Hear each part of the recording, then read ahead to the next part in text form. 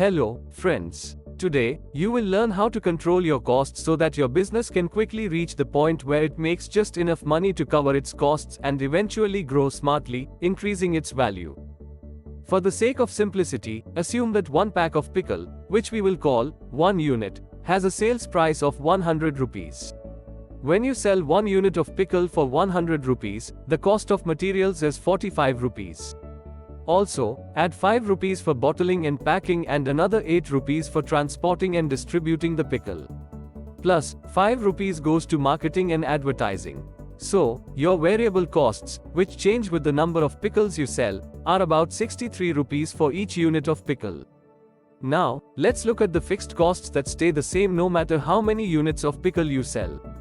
When you sell a unit of pickle for 100 rupees, set aside 1 rupee for renting the factory space and another 1 rupee for utilities like electricity and water, and up to 3 rupees for paying your workers, in case you are hiring external labor. If you take out a loan, include an additional Rs, 1 for the interest you have to pay. All this adds up to around 6 rupees of fixed costs for each unit of pickle. When you add up both the fixed and variable costs, it costs you 69 rupees to make each unit of pickle which is sold for 100 rupees. This means you make a profit of 31 rupees for each unit of pickle. However, you may have to pay 10 rupees in taxes, so after taxes, your profit is around 21 rupees per pickle. This is a simple way of saying that your net profit margin is 21%. Now, for the planning part. You have two choices. Either reinvest some of your profit back into the business or use the money for yourself. It's wise to put half of your profit, which is 10 rupees and 50 paise, back into the business for things like stock. Then, you can use the other Rs, 10.5 for yourself or other purposes. To make a profit quickly, try to reduce your fixed costs. Use your own shed for making the pickles instead of renting a place. In the beginning, have family members help you to save on worker costs. Use your own money, or get help from friends, family, and business partners, instead of taking loans.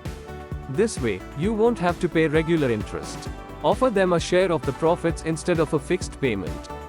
If you keep these costs low, you might start making a profit by the second month. When your customers like your products and your business grows, you'll need more money to run it. You'll have to buy more materials, make more products, and have enough money for finished goods and credit for stores. This is where having enough working capital is important. It helps your business grow. You can get this money from banks or local groups, but using your own earnings is the cheapest way. By keeping and reinvesting half of your profits into the business, you do two things. You have more working capital to work with, and you increase the value of your business. When you reinvest, you can handle bigger orders and keep more stock. This leads to more business and, as a result, increases the value of your business. Let's look ahead.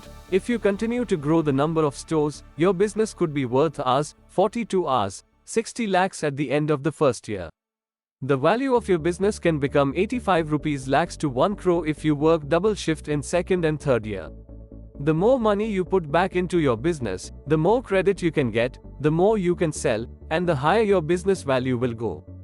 All the best. Please like, share and subscribe Vyapar Coach channel.